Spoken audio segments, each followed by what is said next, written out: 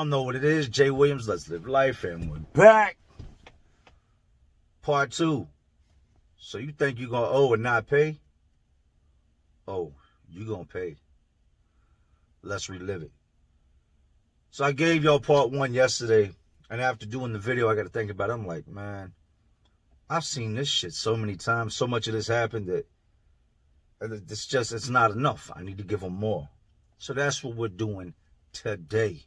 Today we're going to jump into some more. First story I'm going to give y'all is about a dude named Miles. Let me break Miles down for you. Miles was a thief. Miles was a light-skinned black dude, tall. He could dunk. I'd seen him dunk on the court a bunch of times.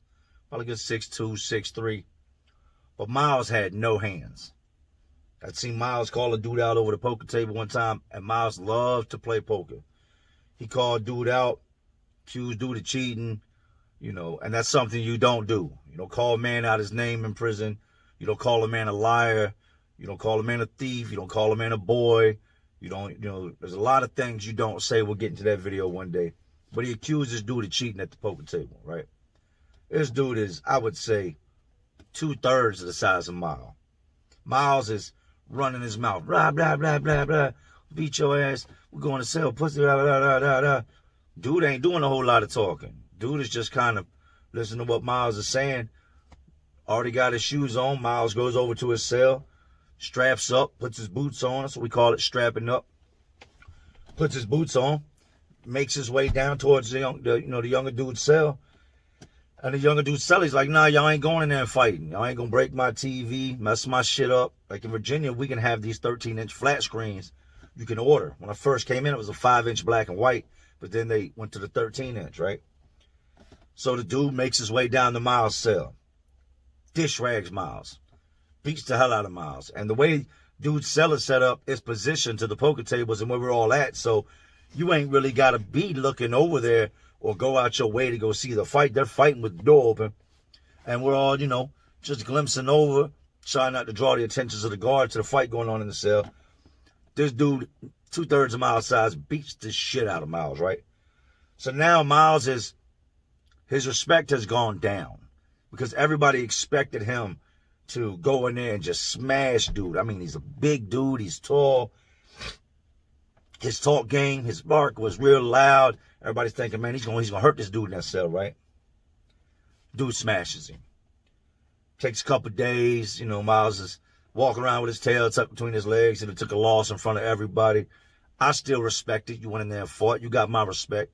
But you shouldn't have been doing all that loud mouthing if you knew you didn't have hands like that. It was like watching a teenage girl fight a grown man. Miles was just like had his head turned sideways and just throwing like windmill punches. And dude could fight. Dude was blocked and just ping him all up. Miles, after a couple days, goes back to the poker table. And people check in for a lot of reasons. This is going to lead to Miles checking in. You already know that. People check in for a lot of reasons. It can be the building has got too violent and you can't take the heat. People are getting hurt every day. People are getting stabbed. People might be getting their ass snatched, stealing. There's gangs, a whole cluster of things that can make a person feel like they're no longer comfortable where they're at and they got to get out of there. I always understood from the beginning that no matter where I go, there I am. You know what I mean? You can drop me in the worst. You can drop me in the best. I'm still going to conduct myself the same way. Nothing's going to make me run. I've never ran out here. I'm not going to start running in there. And the only way you can run in there is to go to the hole. Well, the blood dudes, they got their hands in everything.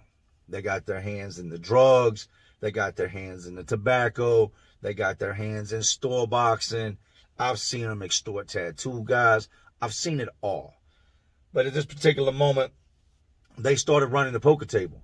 And they were running like 3 games at once. Miles can't resist. He's got to get out there. He's got to play poker. You just got your ass whooped by this dude in front of everybody. Everybody knows you got no hands. Miles always goes to the store, gets commissary. He's got somebody on the streets. They showing him love. He goes and gets that big bag every other week. Comes back with that bag over his shoulders. Sometimes the bag be so big, it's, look like it's bending you in half while you're trying to tote this big bag of food and 48 sodas. Miles sits down at the poker table And these dudes are just straight running game. The whole game is set from the beginning. You ain't got no chance of winning. They let Miles get up a little bit, let him win a little bit of money. We go in for count, you know. They say you want to keep the poker game going or you want to cash out. Most games, there's a limit. You're not going to just come in and win $3 or $4 and be like, all right, I quit. Nah, there's a limit. If we're going to play, we're going to say we're going to play from, from 5 until lockdown tonight, till late night lockdown, right? So that's the agreement. You know what I mean? You're going to play till the game is over, not just get some money and leave. Miles makes his little money, and after count, comes out and tells him, look, I'm good, man. You know what I mean? I'm out. I ain't going to play no more. Nah, you're going to play some more. You know what I mean? What you mean you good? You going to take my money and not give me a chance to get back? So Miles knows he's got no wins. 0. You know what I mean? There's so many of these dudes that are going to smash you. And even on a one-on-one tip, the average one of them would smash you. He sits down back at the table. I told y'all it always goes bad. Here we go. Miles loses everything. We don't go to commissary for another 2 days. So a lot of what these dudes are betting is until store day. You know what I mean? You've already dropped your slip. You know what commissary you got coming. Miles has already lost the little bit of cosmetics and stamps. You know what I mean? A couple bags of chips he won before count. After count, they're gambling again. That's all gone.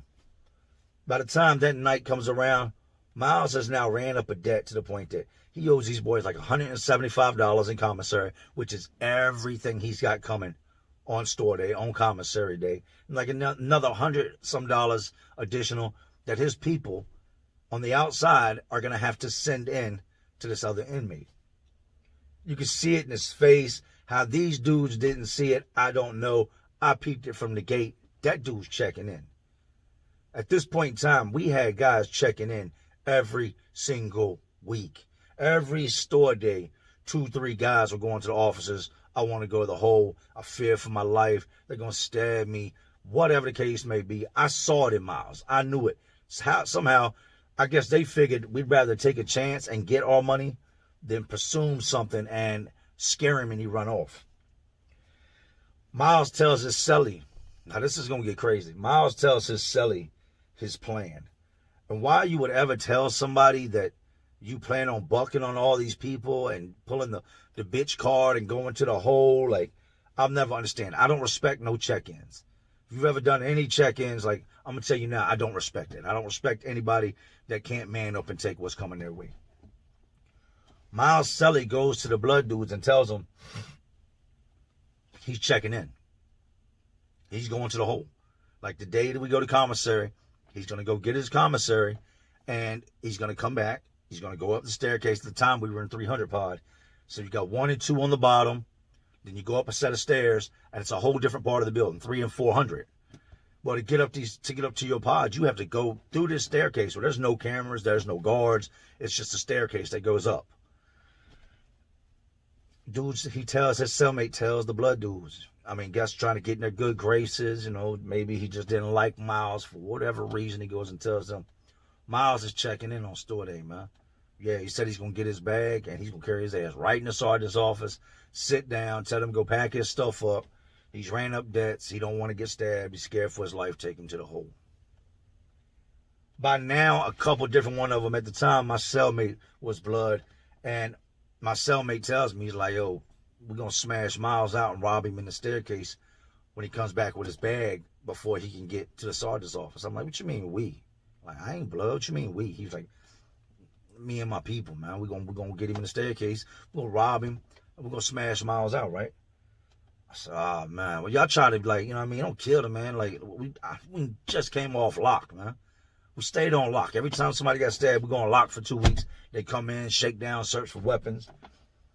So Miles, regular routine. They call first 15 for commissary. That means 15 inmates. You know, if you made commissary, you got to go to another building to get your stuff. It's a little window. They push it out. They count it, mark it off. You get your bag. You come back. You put your stuff in your cell. First 15 for commissary can exit. I exit out with the group of Miles in them, right? Bunch of blood dudes in the group. You got some other dudes right at the front. I get my commissary. They start calling names, and it's in no particular order. Williams. I step up to the window. You know, I'm getting my zoom zooms, my wham whams, my tuna fishes, you know, powdered milk, cereal, all the stuff I ate, oatmeal, and I'm walking slow. You know what I mean? Kind of, I guess you could say I'm being nosy because I want to see what's going to take place with Miles, right? So first I fall back after I get my bag. I'm standing there in line. I'm talking to a couple of dudes I know, just chopping it up in the hallway. You got people walking down this hallway, going to different parts, going to school and, vocational classes or whatever. Guard sees me. Hey, you got your bag. Keep it moving. Go back to your building. I said, all right, man. So I peel over to the building. I go over to my building, walk in. A couple of dudes coming out of 100 and 200. I was in 100 previously. I went to the hole, and they relocated me to 300. I'm once again stalling, right? Trying to see what's going on. I look over to the door, and I see Miles coming. Now, the way the staircase is set up is, if you're in the staircase, you can see outside the building. The whole front of where the staircase is and that front of the building is just glass, like big plexiglass. So if you're walking by the building from the outside, you can see the staircase. But if the sun hits it right, it's blinding you. You look and it reflects in your eyes. Well, I'm inside, so I can see Miles. Miles can't see anybody on the staircase because of the glare from the sun. I go on in the staircase, and it's so many people when I come in there that I got to be like, yo, excuse me, let me get by. Because they're crowded, and they're crowded right around the corner when you go up the second set, so that when you come in the first one, you don't see nobody. They're waiting. They're watching. Wolves are hungry. They're about to eat. Miles makes his way into the staircase. You can hear it because the door opens, and then the door slams. Boom. He comes up. And as he turns the corner and he sees these dudes, he tries to turn and run back down. They grab him by the back of his shirt, grab his bag, pull him over into the corner, and just commence to just decimating Miles. The one dude has already took his bag, like they snatched from the one blood, is throwing the bag over his shoulder, went up the staircase and went into the pod like he just came back from commissary. Your commissary is already gone now. They smashed Miles. When I mean smashed, they went way overboard, man. They did it to the point that there was bloody footprints coming up the staircase from where they had broke his nose, crushed his eye sockets, kicked out teeth. Like they just, after the first, I'd say 10 seconds, Miles was unconscious and it fell back and was laying on his back, and they were stomping his face. I mean, just coming down, stomping on his face as hard as they could. Full boot, prison boot, straight to his face. All that was just smushed. They're stomping. I'm sure they done killed him. By now, I roll out. Maybe 3 minutes passes by, and one of the boys, which is one of the gay dudes, comes running up the stairs, and all these blood dudes, they done skirted out, but they done left bloody footprints everywhere they went. You could tell what pod they went to. He comes running up there and tells the sergeants, hey, man, there's a dude in the staircase bleeding everywhere. I think he's dead. I think he's dead. Lock down. 340 pod, lock down. So I'm like, fuck, man. We locked down. They go out there. Miles is still unconscious. Miles is bleeding profusely. They start trying to roll the cameras back from the entryway outside of our pod to see who came out the staircase. You got me coming out. I'm not gang affiliated. I'm clear. You got other dudes that aren't gang affiliated. They're clear. It's clear that whoever did this, it was a group of them. So they come by and they start questioning everybody they seen on the camera. They come to my cell and they're like, did you see anything happen in the staircase? I said, nah, what happened in the staircase? Did you see anything happen in the staircase? Nah, what happened in the staircase? Let me see your boots. So I'm like, all right. So I take my boots off, show them the bottom of my boots. Let me see your hands. I show them my hands. What they're looking for is any damage to my hands from fighting, any blood on my boots. They're like, all right, this is the COs and the guards now. This isn't immediately. This is maybe a day later. We've been locked down now when they come by checking boots and checking hands, right? A couple of the blood dudes get taken up out of there. Not all of them, like 2 or 3 of them get taken up out of there. It's because they had blood on their shoes, blood on their, the dudes. Come on, man, I seen him in the hallway. I walked by that shit. I stepped in the blood. I ain't do nothing.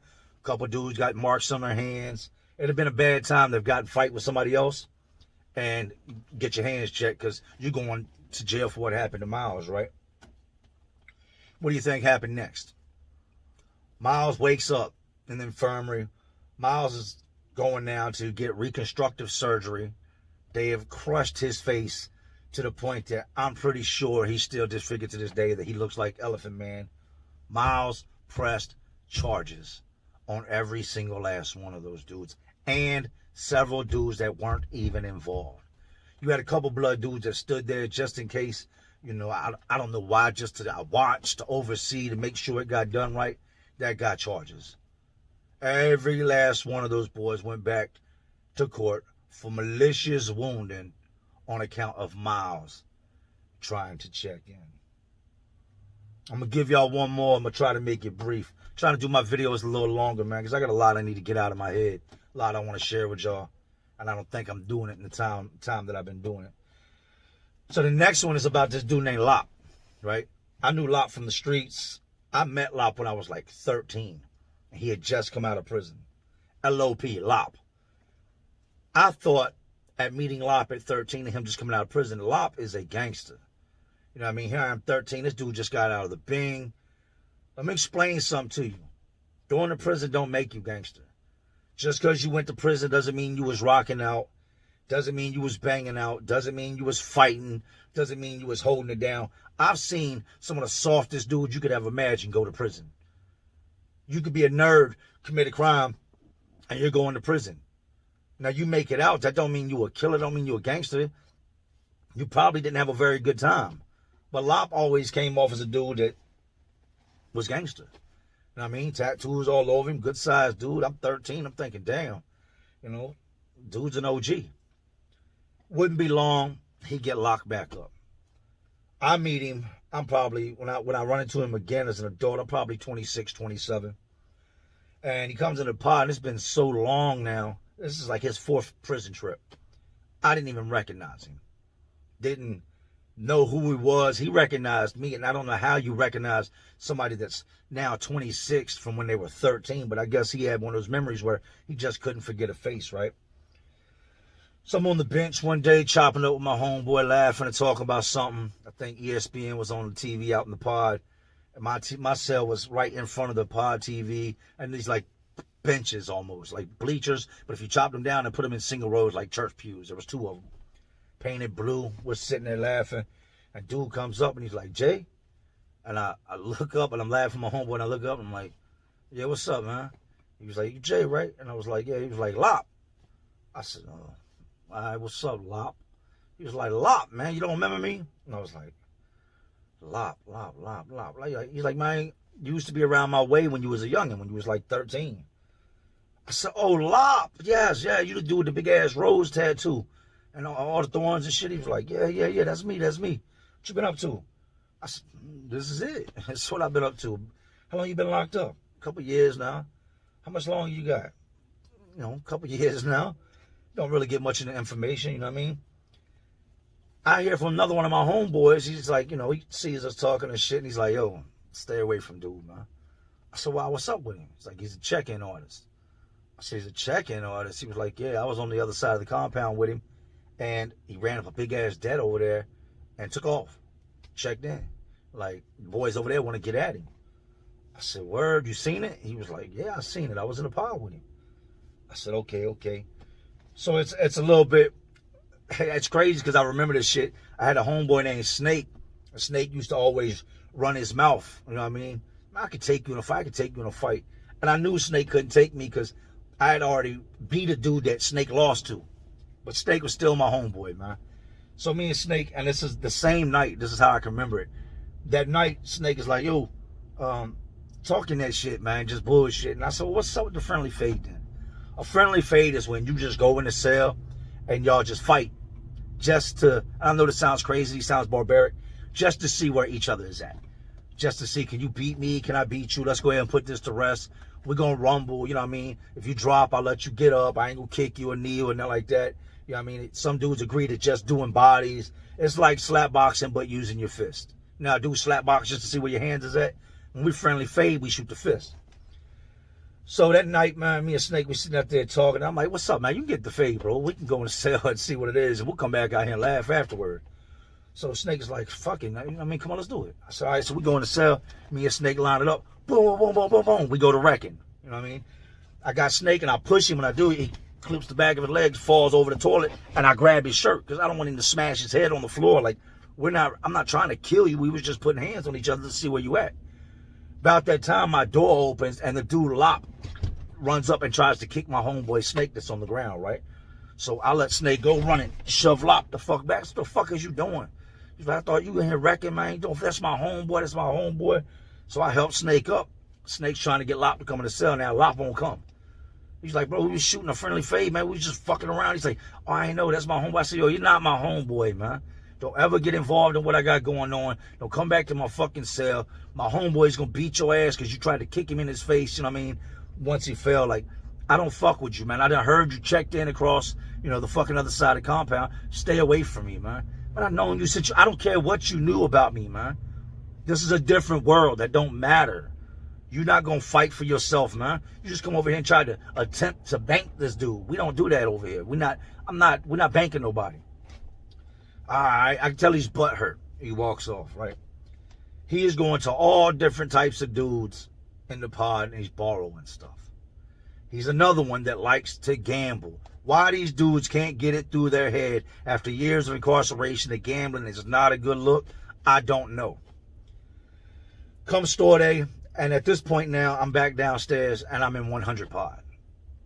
Come store day, this dude gets his bag and he's pulling the check-in move. Lop ain't paying nobody.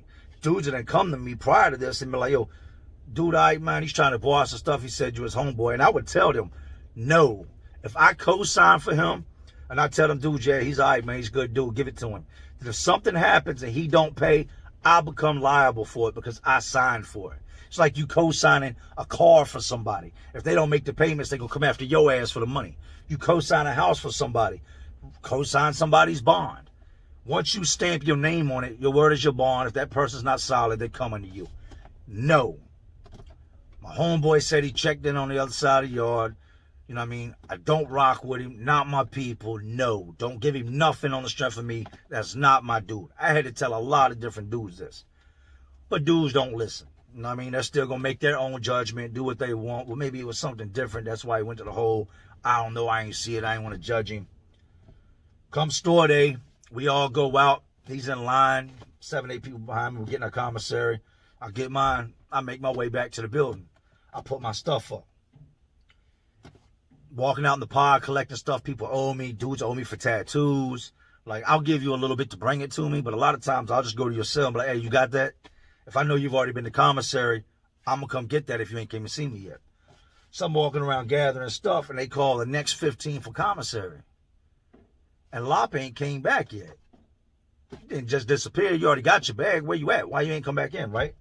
And I hear different dudes going, hey, man, old boy's checking in upstairs. They're telling everybody, like, he's upstairs right now scared, and he's checking in. He's done went upstairs with his bag and is sitting in the sergeant's office. And when you tell them you want to check in and you want to go to the hole, they put you in handcuffs. So he's sitting there with his hands cuffed behind his back, sitting in a chair, and the sergeant's desk is right there. You got the sergeant and another CO right there.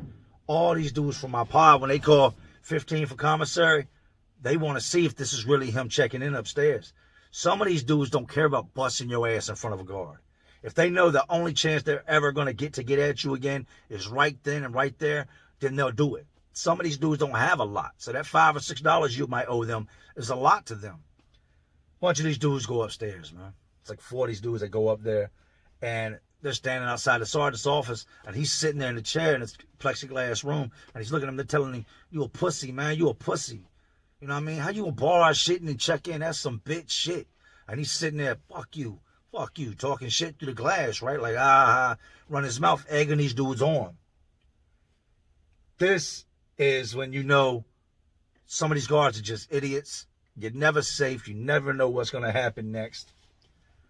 The sergeant sitting at the desk, the other officer goes to go out the sergeant's office to go get some paperwork from the office across from him. And when he does, he opens the door. These dudes snatch the door open out the officer's hands, grab this dude out the chair, and just commence to fucking him up. Boom, boom, boom, boom, boom. Another dude does not got anything to do with anything. The sergeant, the other officer now, they're trying to break this fight up. Lop is in handcuffs. They're beating the shit out of Lop, just lumping Lop's ass up, right? They're trying to break it up. Meanwhile, another dude's walking by that ain't got nothing to do with him while they're fighting. He reaches over, grabs a whole bag of Lop's commissary, and walks off. All those dudes went to the hole, assault, fighting. Lop didn't press no charges. They ended up transferring Lop up off the compound because he, second time he checked in, told him feared for his life. Put me in a hole and refuse to come out, ties up time and money. Just goes to show you, if you owe, you will pay. One way or another. You might find a way to slide out of paying it. You might pull some slick shit. It's only going to happen, but for so long. So, yeah. If you owe somebody, do you got to pay it? Damn right you're going to pay it. You can pay it in a pound of food or you can pay it in a pound of flesh. You know, in the last story I told you about a dude that gave his ass up. They got a saying in prison, you know, blood on my knife, shit on my dick. That's not me. I used to hear it before I went to prison. I never knew that was a real thing. It's a real thing. When you owe somebody, several ways you're going to pay. They would prefer it be the way you're supposed to pay. Be a solid dude. Even out here in the real world, if you owe somebody, pay it. I said in one of my early videos, don't ever loan anybody anything you can't stand to lose. That's just good game. So I'm going to jump out of here, man. Just want to do this for y'all real quick. It's just going to take a long time to upload. I'm at work. But y'all know, man, these institutions, these places are just crazier worlds inside this world we live in. And y'all know what I'm doing. I'm just trying to keep y'all entertained. Are you not entertained? And as always, this is Jay Williams. Let's live life. To all my real ones, and there are some real ones watching, because y'all still watching me. Y'all know how we do. Salute.